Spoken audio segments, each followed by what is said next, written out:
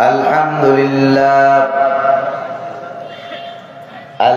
لله نحمده ونستعينه ونستغفره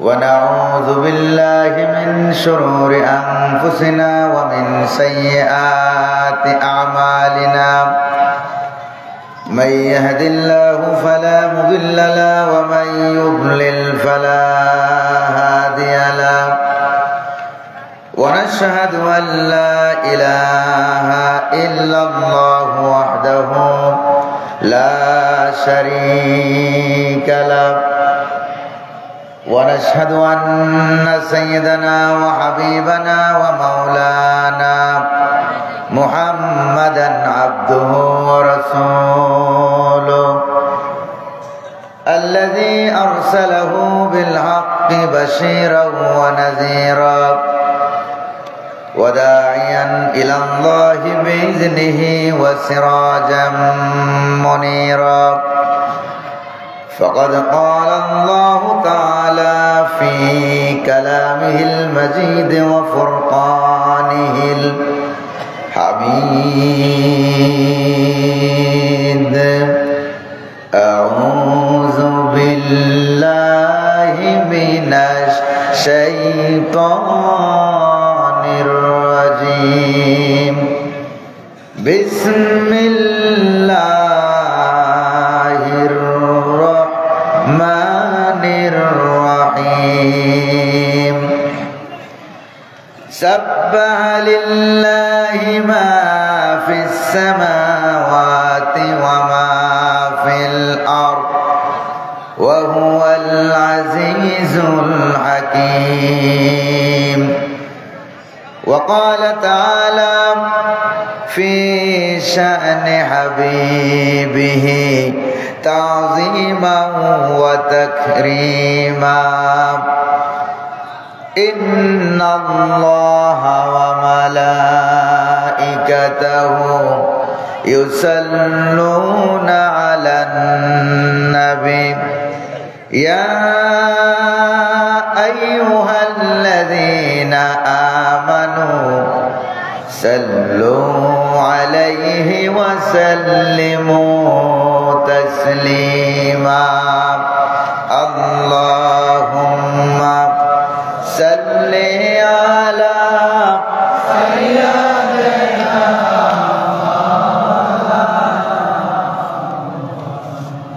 وعلى آله سيدنا مولانا মহব্বতের সাথে প্রাণ খুলে সকলে পড়ুন আল্লাহুম্মা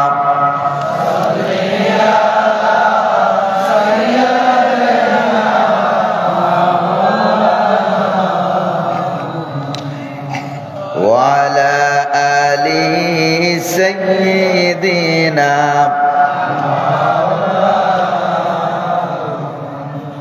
بلغ العلا بكماله كشف الدجى بجماله حسنت جميع خصاله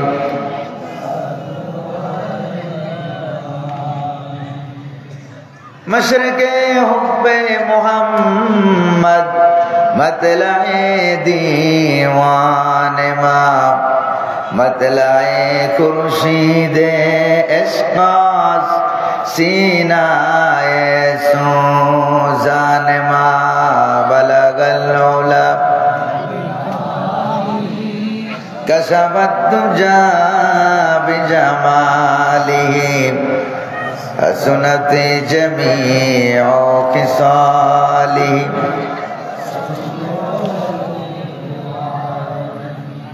सूरत यूसुफ बेदारी हिकमत लुक़मान मा कारी कुरान बारी ऐ दिले शादमान मा बलगल उला كشف الدجى بجماله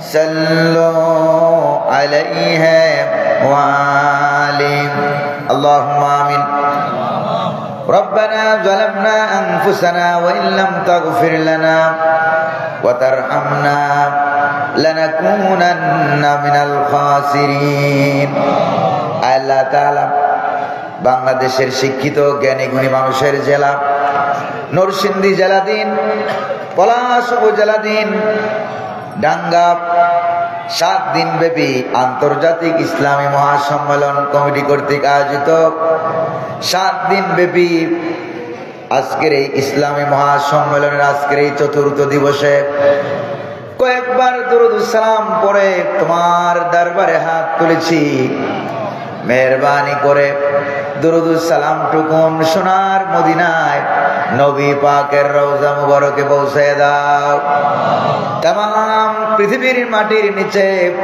যত মুমিন মুমিনাত শুয়ে আছেন সকলের আরওয়ার পরে সব পৌঁছে দাও আল্লাহ তাআলা এই মাহফিলের আয়োজন যারা করেছেন আর শোনার জন্য যারা এসেছেন কিয়ামতের দিন মুসিবতের সময় এই মাহফিল আমাদের সকলের জন্য জান্নাতে যাওয়ার উসিলা বানিয়ে দাও ইয়া রব करम तू अगर करे ओ बात दे जवां को जो दिल पर असर करे रब्बना तक़ब्बल मिन्ना इन्नका अंतस समीउल अलीम व तुब अलैना इन्नका अंतत तव्वाबुर रहीम सुब्हान रब्बिका रब्बिल इज्जति अम्मा यसिफून व सलामुन अलल Mursaleen walhamdulillahi rabbil alamin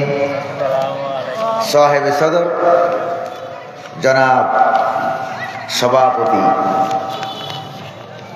Narsingdi জেলার পলাশ উপজেলাধীন ডাঙ্গা ইসলামী মহাসম্মেলন কমিটি কর্তৃক আয়োজিত 7 দিন ব্যাপী আন্তর্জাতিক ইসলামী মহাসম্মেলনের আজকের এই চতুর্থ দিবসের জনাব সভাপতি নূরজাহান টেক্সটাইলের স্বত্বাধিকারী কৃতি সন্তান জনসেবক জনাব মোহাম্মদ আব্দুল হান্নান সাহেব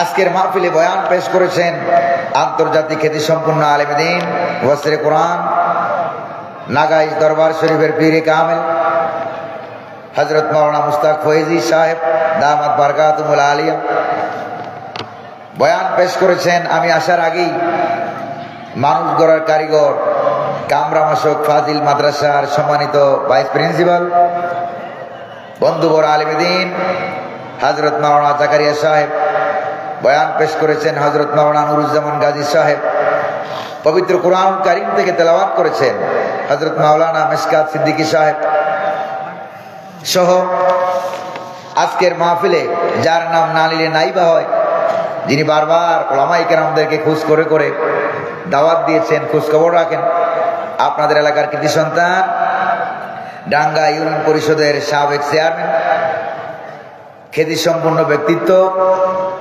জনসেবক জনাব আলহাজ সৈয়দ মোহাম্মদ ইকবাল সাহেব সহ মঞ্চে উপবিষ্ট অতিথিবৃন্দ আমন্ত্রিত উলামায়ে কেরাম আমার সামনে উপস্থিত কোরআন প্রেমিক ইসলাম প্রিয় ভাইরা পর্দার আড়ালের মা এবং বোনেরা অত্র প্রতিষ্ঠানের সম্মানিত শিক্ষক মণ্ডলী ছাত্রছাত্রীবৃন্দ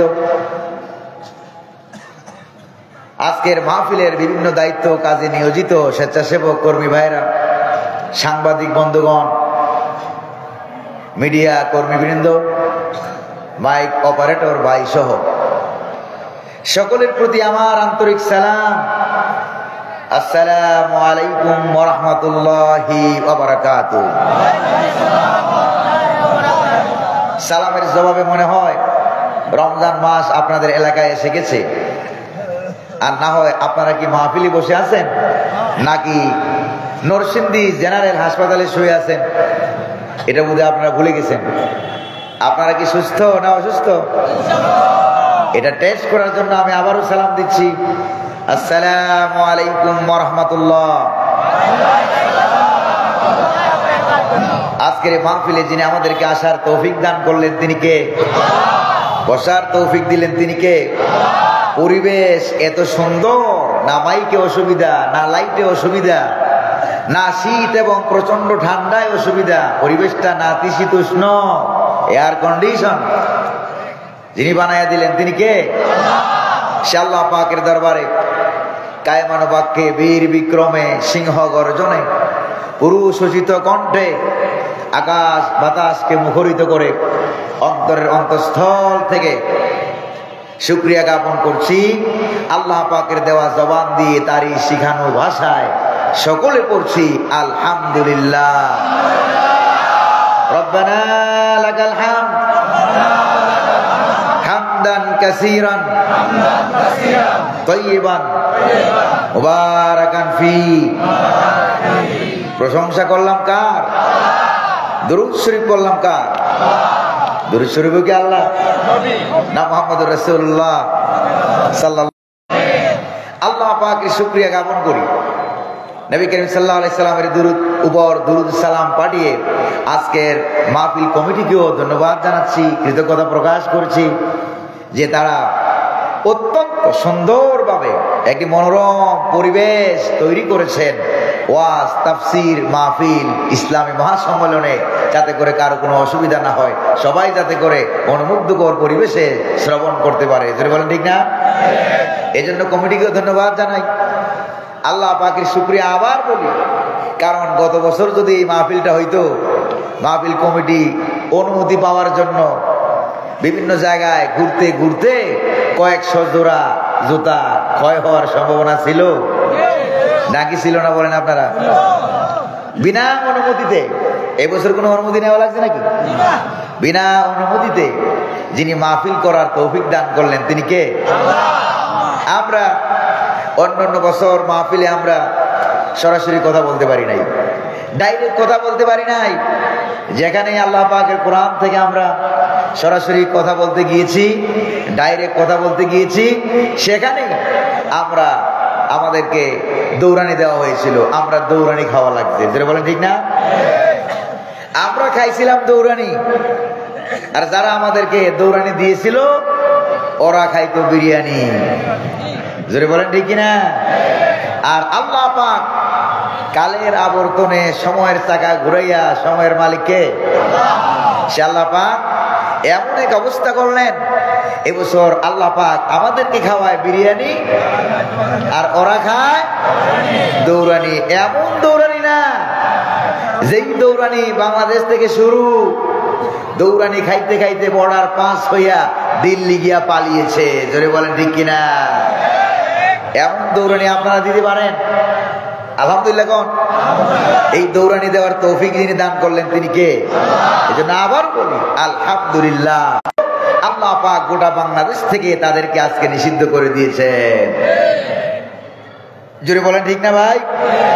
এজন্য এবছর যেহেতু কোনো বাধা টাধা নাই, এজন্য আমরা কোরআন কারীম থেকে সরাসরি ডাইরেক্ট কিছু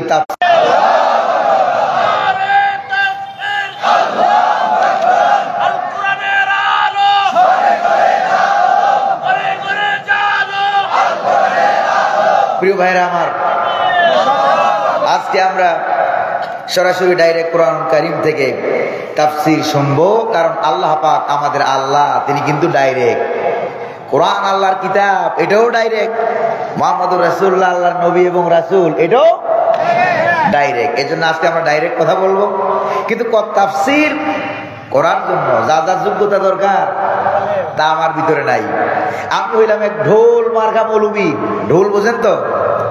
ঢোলের মধ্যে বাড়ি মারলে অনেক দূরে আওয়াজ শোনা যায়, মনে হয় যেন ওই ঢোলের ভিতরে কি না কি লুকায়িত আছে, নাইলে এত আওয়াজ হয় কোত্থেকে। কিন্তু কাছে গিয়ে যখন আপনি ঢোলের পর্দাটা ছেড়বেন, পর্দা কাটবেন, তখন দেখবেন আসলে বাইর দিয়া ফিটফাট, ভিতর দিয়া সদরঘাটের কেউ থাকলে আবার রাগটা করেন না যেন। আমি আমার নিজেকে বললাম, আল্লাহ আপনারা দোয়া করুন, আল্লাহ পাক যেন তৌফিক দান করুন তার এই নগণ্য গোলামকে কোরআন কারীম থেকে সরাসরি ডাইরেক্ট কথা বলার জন্য। ওমা তৌফিকি ইল্লা বিল্লাহ, তৌফিক দেওয়ার মালিক কে? আল্লাহ পাক। বিতাড়িত মরদুদ ভূমিকায় কোনো কথা নাই বলে বিতাড়িত মরদুদ শয়তানের অসুয়াশা থেকে আল্লাহ পাকের কাছে পানা চেয়ে নিয়ে পরম করুণাময় অতীব দয়ালু আল্লাহ পাকের নামে আমরা শুরু করছি। পড়ুন আমার সাথে, আউযু বিল্লাহি মিনাশ শাইতানির রাজিম, বিসমিল্লাহির রাহমানির রাহিম। সাব্বাহা লিল্লাহি মা ফিস সামাওয়াতি ওয়া মা ফিল আরদ ওয়া হুয়াল আজিজুল হাকীম। সাদাকাল্লাহুল আযীম। কোরআন কারীমের 59 নম্বর সূরা, নাম হলো সূরাতুল হাসর। নাম কি জোরে কোন? নাম হলো সূরাতুল হাসর। তার আয়াত সংখ্যা হলো 24, রুকুর সংখ্যা হলো 3। এই সূরাটা নবী করিম সাল্লাল্লাহু আলাইহি ওয়াসাল্লামের মক্কা শরীফ থেকে হিজরত করে মদিনায় যাওয়ার পর নাজিল হওয়ার কারণে উলুমুল কোরআন, তাফসীরুল কোরআন, কোরআনিক সায়েন্স, উসুলুত তাফসীর এর পরিভাষায় এটাকে বলা হয় মাদানী সূরা। যদি বলেন কি সূরা বলা হয়? মাদানী সূরা বলা হয়। প্রিয় ভাইরা আমার, এই সূরার নাম হলো সূরা হাসর। নাম কি কোন? তো নাম হলো সূরা হাসর। কিন্তু আমরা যখন হাসর যখন বলা হয় তখন আমরা বুঝি পরকাল, কিয়ামতের পরে যেই মানুষ একত্রিত হবে এটার নাম হাসর। এটার নাম আসলেই হাসর। কিন্তু এখানে যেই সূরাটা আল্লাহ পাক নাজিল করেছেন এখানে পরকালের হাসর বোঝানো হয় নাই। ভালো করে খেয়াল করেন, এখানে পরকালের হাসর বোঝানো হয় নাই, এখানে কিয়ামতের পরের হাসর বোঝানো হয় নাই, মৃত্যুর পরের পুনরুত্থানের পর ওই হাসরকে বোঝানো হয় নাই। এখানে হাসর বোঝানো হয়েছে দুনিয়ার হাসর। যদি বলেন কিসের হাসর? দুনিয়ার হাসর বোঝানো হয়েছে। দুনিয়ার হাসর মানে কি? কাদের হাসর? অর্থাৎ ইসলাম বিরোধী শক্তি, কাফের, বেদিন, ইহুদি, মুশরিক, তারপরে মুনাফিক যারা আছে, যারা আল্লাহর জমিনে আল্লাহর কোরআনকে রান্নাঘর থেকে শুরু করে পার্লামেন্ট পর্যন্ত, সংসদ ভবন পর্যন্ত কোরআন দিয়ে পরিচালিত হবে, এই কাজে যারা বাধা প্রদান করে, আমার দেশেও যারা 16-17 বছর এই কাজে বাধা প্রদান করছিল। জোরে বলেন ঠিক কিনা? মদিনা শরীফেও নবী করিম সাল্লাল্লাহু আলাইহি সাল্লাম ইসলামী রাষ্ট্রের কাজে তারা বাধা প্রদান করেছিল ইহুদিরা। ইসলাম বিরোধী অপশক্তি যারা কোরআনকে রাষ্ট্রীয়ভাবে নিতে চায় না, বাধা প্রদান করে, এই জাতীয় সবগুলি লোক একত্রিত করে দেশ থেকে পালাইতে বাধ্য করা, একসাথে জমা করে দেশ থেকে তাড়িয়ে দেওয়া, এই অর্থে আল্লাহ পাক কোরআন কারীমে সূরা হাসর নাজিল করেছেন। আল্লাহু আকবার বলতে পারলেন না? এটা থেকে তাফসীর যখন শুরু হবে তখন আপনারা বুঝতে পারবেন, মনে হয় যেন সমসাময়িক কন্টেম্পোরারি ম্যাটার, সমসাময়িক বিষয়গুলির জন্যই আল্লাহ পাক কোরআন কারীমে এই সূরাটা নাজিল করেছেন। প্রিয় ভাইরা আমার, এই সূরাটা মক্কা শরীফ থেকে মুহাম্মদ সাল্লাল্লাহু আলাইহি সাল্লাম যখন হিজরত করে মদিনায় গেলেন, আগে একটা প্রেক্ষাপট আপনাদেরকে দিয়ে নেই যাতে করে তাফসীর বুঝতে জানতে আমাদের কি হয়, সহজ হয়, সুবিধা হয়। প্রিয় ভাইরা আমার, মক্কা শরীফে মুহাম্মদ সাল্লাল্লাহু আলাইহি সাল্লাম 13 বছর মার খেলেন। এরপরে মুহাম্মদ সাল্লাল্লাহু আলাইহি সাল্লাম চলে গেলেন মদিনায়। মদিনায় গিয়ে ইসলামী রাষ্ট্র কায়েম করার জন্য ইহুদিদের সাথে তিনি চুক্তি করলেন। বনু নজির, বনু কায়নুকা, বনু কুরাইজা, তাদের সাথে তিনি চুক্তি স্থাপন করলেন যাতে করে কোনো অসুবিধা না হয়, যাতে করে কোনো সমস্যা না হয়। ইহুদিরা, তোমাদের উপরে কেউ হামলা করলে আমরা তোমাদেরকে সাহায্য করব, আমাদের উপরে কেউ হামলা করলে তোমরা আমাদেরকে সাহায্য করবা, কেউ কারো কোনোদিন ক্ষতি করবা না। এরকম ভাবে ইহুদিদের সাথে একটা চুক্তি হয়ে গেল। কিছুকাল পর ইহুদিরা তারা নবী মুহাম্মদ সাল্লাল্লাহু আলাইহি ওয়াসাল্লাম এর বিরুদ্ধে বিভিন্ন ষড়যন্ত্র করতে আরম্ভ করলো, মুনাফিকদের সাথে আতাত করে। এরপরে একটা ঘটনার প্রেক্ষিতে দুইজন মানুষ নিহত হলো, ভুলক্রমে দুইজনকে হত্যা করা হলো। মুহাম্মদ সাল্লাল্লাহু আলাইহি সাল্লাম বললেন, মুসলিম যারা আছো তাদের কাছ থেকে সেই হত্যার মুক্তিপণ দেওয়ার জন্য, ক্ষতিপূরণ দেওয়ার জন্য কিছু টাকা তিনি কালেকশন করলেন। আবার কিছু টাকা ইহুদিদের কাছ থেকে কালেকশন করার জন্য তিনি ইহুদি বনু নজির গোত্র, মদিনা শরীফ থেকে প্রায় 2 মাইল দূরে বনু নজির গোত্রের কাছে মুহাম্মদ সাল্লাল্লাহু আলাইহি সাল্লাম নিজেই গেলেন। নিজে যাওয়ার পর ইহুদিদেরকে বললেন, অর্ধেক টাকা মুসলমানরা দিয়েছে, বাকি অর্ধেক জরিমানার টাকা তোমরা দাও। কই যে ইয়া রাসূলুল্লাহ, আপনি বসেন, আপনি এখানে বিরাট বড় বিল্ডিং আছে, প্রাচীর আছে, দেয়ালের সামনে আপনি বসেন, আমরা এক্ষুনি চান্দা উঠাইয়া টাকা বসাই নে আমরা আপনাকে দিয়ে দিচ্ছি মুক্তিপণের টাকা। কই তাই নাকি? কইছে হ্যাঁ। মুহাম্মদ সাল্লাল্লাহু আলাইহি সাল্লাম একা বসে আছেন, ইহুদিরা চলে গেল, চান্দা উঠাবার কথা বলে তারা চলে গেল, গিয়ে গোপন বৈঠক করলো। গোপন বৈঠকে তারা বলল যে ইট ইজ হাই টাইম, এটাই হলো উপযুক্ত সময়, এই সময় ছাড়া অন্য কোন সময় মুহাম্মদুর রাসূলুল্লাহকে হত্যা করা যাবে না। নাউজুবিল্লাহ কবেন না? আল্লাহর নবী হত্যার ষড়যন্ত্র, এটা কি ছোট অপরাধ না বড় অপরাধ? অনেক বড় অপরাধ। আল্লাহর নবীকে তারা হত্যা করবে, কত বড় মারাত্মক কথা। মুহাম্মদ সাল্লাল্লাহু আলাইহি সাল্লাম এখানে বসে আছেন, ওরা বিরাট বড় পাথর নিয়ে বিল্ডিং এর উপরে উঠতেছে, উপর ছাদের উপর থেকে হুজুরের উপরে ফালাবে, আর মুহাম্মদ সাল্লাল্লাহু আলাইহি সাল্লাম মারা যাবে। পাথর ফেলাবার আগে আগেই আল্লাহ পাক হযরত জিবরাইল আলাইহিস সালামকে পাঠিয়ে দিলেন, যান গিয়ে আমার হাবিবকে বলেন এক্ষুনি এই জায়গা যেন তিনি ত্যাগ করে মুসলমানদের এরিয়া এলাকায় চলে যায়। কি? ইহুদিরা আপনার জন্য টাকা আনতে যায় নাই, চাঁদা উঠাইতে যায় নাই, তারা জরিমানার টাকা উঠাইতেন নাম করে তারা আপনাকে হত্যা করার ষড়যন্ত্র করছে। আল্লাহ পাকের অর্ডার হলো আপনি এই মুহূর্তে মুসলমানদের এলাকায় চলে যান। আল্লাহর নবী মুসলমানদের এলাকায় চলে গেলেন। যাওয়ার পর সেখানে আল্লাহর নবী মুসলমানদের সাথে পরামর্শ করলেন। পরামর্শ করার পর এবার ইহুদিদের প্রতি তিনি একটা আলটিমেটাম দিয়ে দিলেন, আপনারা কি এটা ছোট অপরাধ না বড় অপরাধ? নবী হত্যার ষড়যন্ত্র। নবী হত্যা করবে, ইসলাম হত্যা করবে, দুনিয়া থেকে আল্লাহর কোরআনকে ধূলিসাৎ করে দেবে। এই ষড়যন্ত্র ১৫০০ বছর আগে হয়েছিল বাংলাদেশে, এরকম ষড়যন্ত্র হয়টা হয় নাই? জোরে বলেন, হয়েছে নাকি হয় নাই? ১৫০০ বছর আগের ইহুদিরা তারা যেরকম পালিয়ে যেতে বাধ্য হয়েছে, বাংলাদেশ থেকে মুসলমান নামের মুনাফিকরা তারাও একই মোমেন্টে একই ম্যাটারে তারাও পালিয়ে যেতে বাধ্য হয়েছে। জোরে বলেন ঠিক কিনা? একটু পরে দেখবেন কোন কায়দায় পালাইছিল। মদিনা শরীফের ইহুদিরা যেভাবে পালাইছিল ওরাও একই কায়দায় পালাইছিল। আল্লাহু আকবার বলবেন না? প্রিয় ভাইরা আমার, আপনারা আছেন নাকি নাই? খারাপ লাগতেছে আপনাদের? এরপরে মুহাম্মদ সাল্লাল্লাহু আলাইহি সাল্লাম 10 দিনের আলটিমেটাম দিয়ে দিলেন, ইহুদিদের কাছে যাও, যাইয়া বলো নবী হত্যার ষড়যন্ত্র করার কারণে, ইসলামের বিরুদ্ধে ষড়যন্ত্র করার কারণে 10 দিনের সময় দেওয়া হলো। এই 10 দিনের ভিতরে তোমরা এই তোমাদের বনু নজির গোত্রের ইহুদিরা এই এলাকা ছেড়ে পালিয়ে যাওয়া লাগবে। কয়দিন? ইহুদিরা রাজি হয়ে গেল। এরপরে আল্লাহ নবীর প্রস্তাব অনুযায়ী যখন রাজি হয়ে গেল, তখন মক্কা শরীফের মদিনা শরীফের মুনাফিকদের সর্দার নাম কি? আব্দুল্লাহ ইবনে উবাই ইবনে সালুল। সে বলল, সে দৌড়ে চলে গেল ইহুদিদের কাছে, যাই বলল, মিয়া মুহাম্মদ বলছে আর তোমরা পালায়ে যাইবা, তো আমরা কেন জিন্দা আছি? তো কি করতে হবে?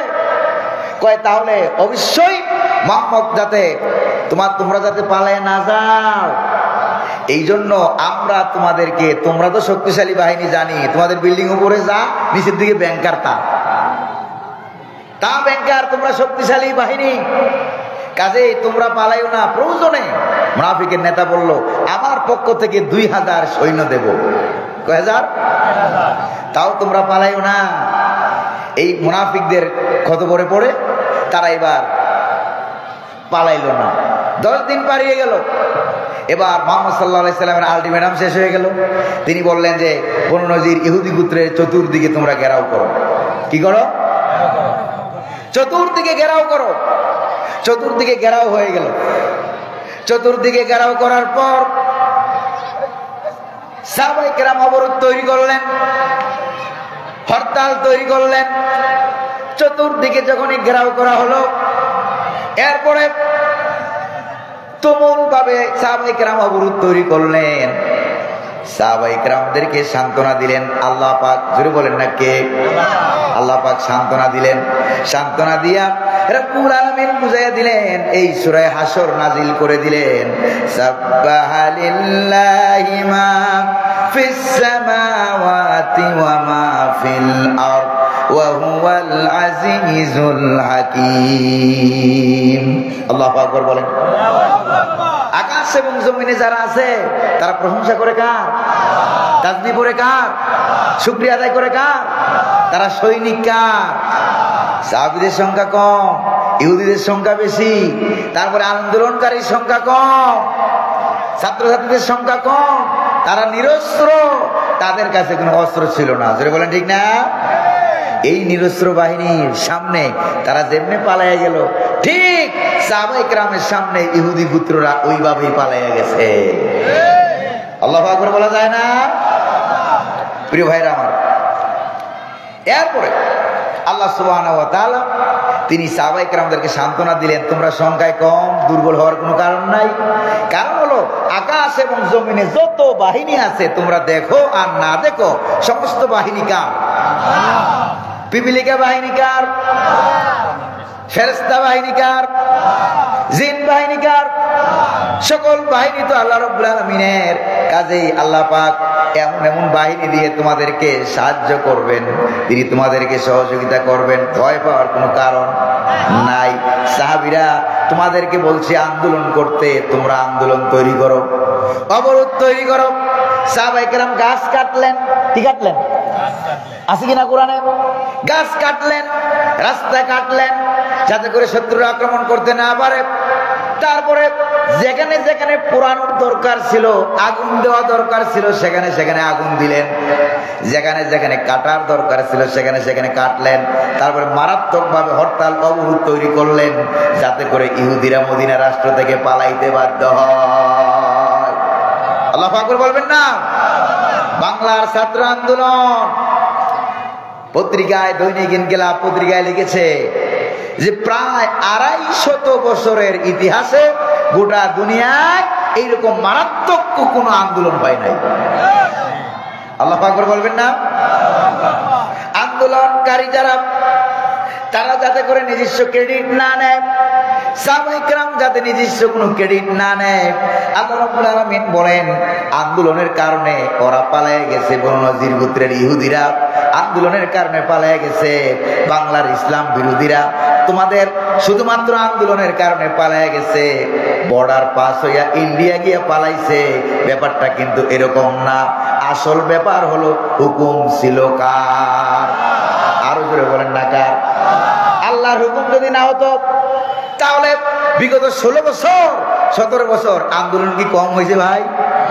যেরকম না, আন্দোলন, হরতাল, মিছিল, মিটিং, অবরোধ কম হয়েছে না বেশি? অনেক বেশি হয়েছে। হতে হতে বিরোধী দল হতাশ। জোরে বলেন ঠিক কিনা? হতাশ হয়ে গেল। তাই বোঝা গেল শুধু আন্দোলনের ক্রেডিটে ওরা পালায় নাই। আসল ক্রেডিট কার? আসল প্রশংসা হবে কার? 2 নম্বর আয়াতে রব্বুল আলামিন বলেন, সাহাবীরা শোনো, তোমাদের হরতাল, মিছিল, মিটিং, আন্দোলন এর কারণে ওরা পালাইয়া গেছে, ব্যাপারটা কিন্তু এরকম না। পালাইছে যার হুকুমে, তিনি কে? দ্বিতীয় আয়াতে দেখেন আল্লাহ পাক কি বলেন, হুয়াল্লাযী আখরাজাল্লাযীনা কাফারু মিন আহলিল কিতাবি মিন দিয়ারিহিম লিআওয়ালিল হাসরি। আল্লাহু আকবার বলেন। ওই আল্লাহ হচ্ছেন তিনি যিনি মদিনা শরীফের বনু নজির গোত্রের ইহুদি, মুশরিক, আহলে কিতাব এদেরকে তাদের বাড়িঘর থেকে সবগুলিকে একত্রে জমা করে যিনি তাদের বাড়িঘর থেকে তাদেরকে বাইর করে দিলেন, পালাইতে বাধ্য করলেন, তিনি কে? তাহলে বোঝা গেল ছাত্র আন্দোলনের উপরে হুকুম হইল কার? আন্দোলন ছাত্রদের। হুকুম হইল কার? হুকুম হইল আল্লাহ পাকের। এই আয়াতে আন্দোলন হলো সাহাবায়ে কেরামের, আর হুকুম হইল কার? আল্লাহ পাক বলেন আমার হুকুম হওয়ার কারণে তারা তাদের বাড়িঘরগুলো ছেড়ে পালাতে বাধ্য হয়েছে। একত্রিত জমা করে এমন আন্দোলন ছাত্রছাত্রীরা করেছিল, ছোট আল্লাহর আন্দোলনের সিস্টেমটা দেখেন। কারণ বুড়া বুড়া মানুষ যদি রাস্তায় নামে, ছেলেপেলেরা নাও নামতে পারে, জোরে বলেন ঠিক কিনা? নারী নামলে পুরুষ নাও নামতে পারে, পুরুষ নামলে নারী নাও নামতে পারে। এই জন্য আল্লাহ পাক ছোট ছোট বাচ্চাদেরকে রাস্তায় নামায়া দিলেন, জোরে বলেন ঠিক কিনা? ছোট ছোট বাচ্চাদেরকে আল্লাহ পাক রাস্তায় নামায়া দিলেন, বাচ্চাদেরকে রাস্তায় নামালেন এমন সিস্টেম করে। এবার ভাইজান, বাচ্চাদের আবার আব্বা আম্মা আছে না? তো বাচ্চাদেরকে সবচেয়ে বেশি ভালোবাসে কারা? আব্বা আম্মা, যেরকম ঠিক না? তো বাচ্চা নামলো বিশ্ব রোডে, বাচ্চার কলিজার ভিতরে সাহস দিল কে? হুকুমটা কেমনে হয়েছে দেখেন।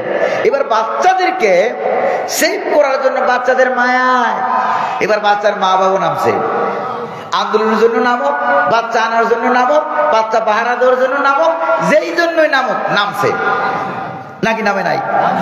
এবার এই বাচ্চার মা বাপ গুলিও তো আবার মুরব্বীদের বাচ্চা, জোরে বলেন ঠিক কিনা? বাচ্চার মা বাপ গুলি তো আবার দাদা দাদির বাচ্চা, নানা নারীর বাচ্চা। এবার এই বাচ্চাগুলিকে সেভ করার জন্য আবার মুরব্বীরাও বুড়া বুড়িও রাস্তায় নেমে গেছে, জোরে বলেন ঠিক কিনা? এবার বুড়া বুড়ি, যুবক যুবতী, ছাত্র ছাত্রী, মা বাপ, দাদা দাদি, নানা নানি, চাচা চাচি, গায়ক গায়িকা, নায়ক নায়িকা, এবার 14 গোষ্ঠী রাস্তায় নেমে গেছে। আল্লাহ পাক শুধুমাত্র এক জায়গায় হুকুম করেছিল, বাচ্চাদের উপরে, জোরে বলেন কাদের উপরে? এবার বাচ্চা টানে টানে সব নেমে গেছে রাস্তায়। সাহাবায়ে কেরাম রাস্তায় নেমে গেলেন, বাংলাদেশের বাচ্চারাও রাস্তায় নেমে গেল। বেশি লম্বা আন্দোলন করা লাগে নাই, প্রায় 9 মাস যুদ্ধ করে 71 সালে বাংলাদেশ স্বাধীন হয়েছিল। আর 2024 সালে 9 মাস যুদ্ধ করা লাগে নাই, এর থেকে 4 ভাগের 1 ভাগ সময়ের আগেই যিনি স্বাধীন করে দিলেন তিনি কে? আরো জোরে বলেন না কে? বীর ভাইয়েরা আমার, আলেমদেরকে খালি ধরতো, খালি ধরতো। বাংলাদেশের কোরআনের পাখি নাম কি গন্ধ আপনারা? আল্লামা শহীদ সাইদি রহমতুল্লাহ আলাই 13টা বছর জেলখানার ভিতরে জালেমরা আটকে রেখেছে, জোরে বলেন ঠিক কিনা?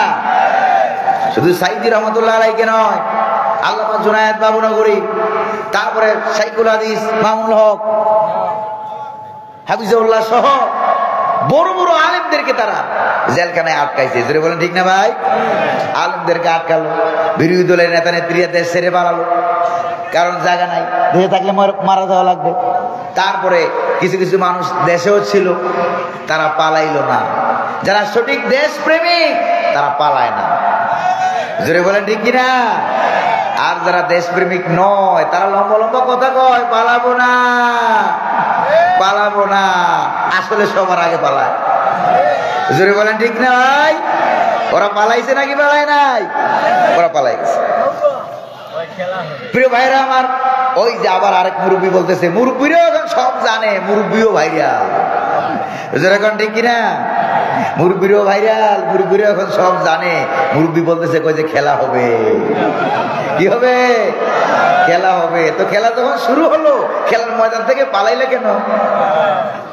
যদি বলেন ঠিক না ভাই? তুমি না বলে 70 রাকাত 80 রাকাত তাহাজ্জুদের নামাজ পড়ো, নামাজ গেল কই?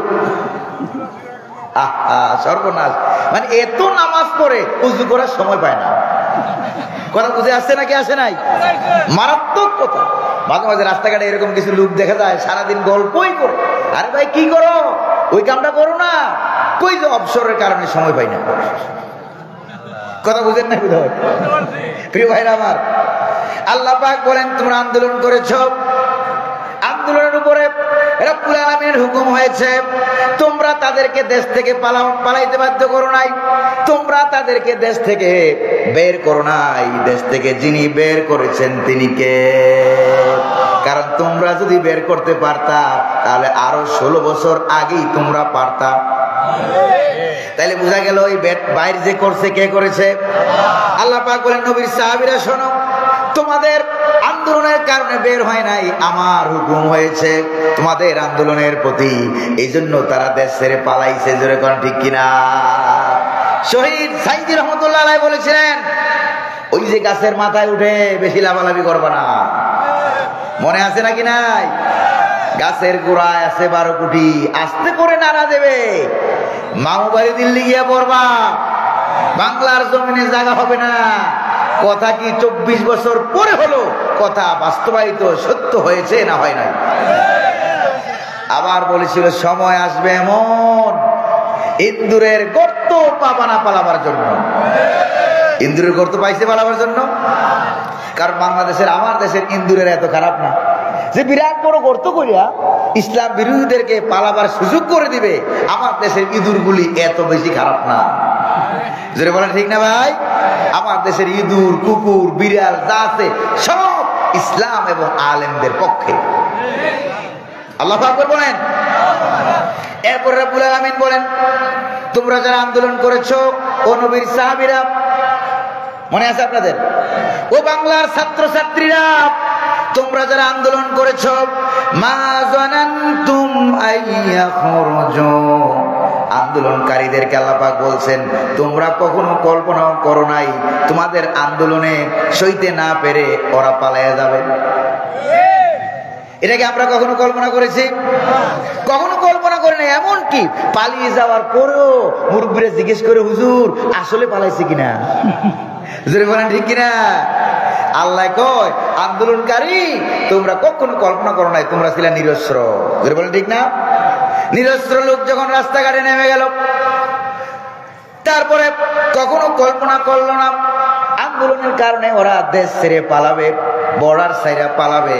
এটা কখনো তারা কল্পনা করে নাই, সাহাবায়ে কেরামও কল্পনা করে নাই। বনু নজির গোত্রের ইহুদিরা তারা দেশ ছেড়ে পালাইয়া যাবে, কারণ তাদের কত বড় সোনার সংসার, 16-17 বছরের ক্ষমতায় থাইকা সোনার সংসার পালায় কেমনে? জোরে বলেন ঠিক না? কেমনে পালায়? এত বড় সংসার থুইয়া পালাইবো কেমনে? কারণ এখানে একবারে প্রধানমন্ত্রী থেকে শুরু করে নিয়া তারপরে কি জানি বলে একটা চৌকিদার পর্যন্ত সব এমন ভাবে নেটওয়ার্ক তাদের সাজানো। জোরে বলেন ঠিক না ভাই? এই সংসার ছাইরা পালায় কেমনে? আন্দোলনকারী যারা ছিল, এই আন্দোলনকারীরা সুবহানাল্লাহ, আগেই কোন সুবহানাল্লাহ, ঢাকা শহরের যাত্রাবাড়ি চৌরাস্তার আন্দোলন সবচেয়ে বেশি মারাত্মক হয়েছে না ভাই? পাখির মতো গুলি করে মানুষ হত্যা করা হয়েছে। আমার বাসাটা ওই জায়গায়, আমার বাসা ওই জায়গায়। ছাত্রছাত্রীদেরকে দেখার জন্য, তাদের পক্ষ অবলম্বন করার জন্য যখন আমরা রাস্তায় নেমেছি, 4 বার বুলেট থেকে বাঁচার জন্য 4 বার আমি নিজে দৌড়ে সাইডে গেছি। কয়বার? 4 বার নিজে দৌড়ে পালাই গেলাম, কিন্তু দেখলাম যে ছাত্রছাত্রীরা পালায় না, পালায় না তারা, ছাত্রছাত্রীরা পালায় না। জিজ্ঞেস করলাম এদিকে আসো, পালাও না কেন? তোমাদের কি ভয় টয় লাগে না? কই যে না, আমাদের কোনো ভয় টয় লাগে না। কেন ভয় লাগে না? কই যে আমরা শহীদ হওয়ার নিয়তে বাসা থেকে বের হয়ে আসছি। আল্লাহু আকবার বলেন। যারা মরার জন্য বের হয় তাদের কলিজায় ভয় থাকে না। চিল্লা এখন ঠিক কিনা? তাই বললাম কেমনে কি সিস্টেম করলাম? কই যে যত শত শত মরুক, আমাদের একজন থাকলেও পিছে পালাবে না। কেমনে পালাবে না? কই যে আমরা নিয়ত করে রেখেছি প্রথম লাইন, ব্যাগ, সারি, দ্বিতীয়, তৃতীয়, চতুর্থ, পঞ্চম, দশম, যতক্ষণ দরকার হয় প্রথম লাইন শহীদ হয়ে যাবে, দ্বিতীয় লাইন আগিয়ে যাবে, দ্বিতীয়টা আগিয়ে যা শহীদ হয়ে যাবে, 3 নম্বরটা আগিয়ে যাবে। এই জন্যই তো বাংলাদেশের এক সন্ত্রাসী পুলিশ, যেরকম ঠিক কিনা, এই সন্ত্রাসী পুলিশ ভিডিও করে এনেছে গুলি করার পর কেমনে মারা যায়। গুলি করে এনে তার বসের দেখায়। বস বুঝছেন তো, সেই কালের শয়তান মন্ত্রী না স্বরাষ্ট্রমন্ত্রী বলবেন, কি বলবেন? তাকে দেখে, স্যার এই যে দেখেন। কই যে কি? কই যে গুলি করি একটা, মরেও একটা, লাশ যায় একটা, বাকি 10টা আগাই আসে, কেউ পাছায় না, কেউ পিছনে যায় না। এটাই হলো সবচেয়ে বেশি ভয়ের, এটাই হলো আতঙ্কের। জোরে কোন ঠিক কিনা? গুলি খাইও পিছনে যায় না, সব সামনে আগে যায়। চিল্লায় কোন আল্লাহু আকবার। আন্দোলন করতে যেহেতু আমরা শিখেছি, বাংলার যুব সমাজ, ছাত্রছাত্রী সমাজ যেহেতু আন্দোলন করতে শিখেছে,